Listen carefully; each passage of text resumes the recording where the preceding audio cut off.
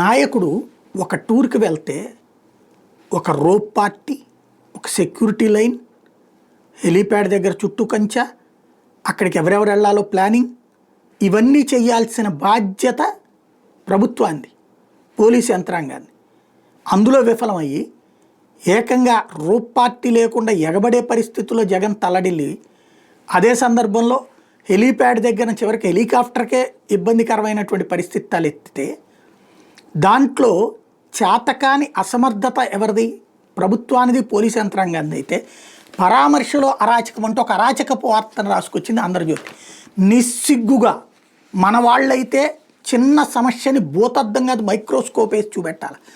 చంద్రబాబు నాయుడు గారికి సంబంధించినటువంటి ఇంటి దగ్గరలో ఉన్నటువంటి ఆ వెనకాలన్న నదీ ప్రాంతానికి సంబంధించినటువంటిది డ్రోన్తో వీడియో తీస్తే చంద్రబాబు గారి భద్రతకే ముప్పు వచ్చిందని రాసి, ఆ జైల్లో ఆయన దోమలతో చంపడానికి కుట్రలు పన్నారని చెప్పి ప్రజల్ని నమ్మించినటువంటి పత్రిక ఇట్లాంటి వార్తలు రాయడంలో పెద్దగా ప్రాబ్లం ఏం లేదనుకుంటా.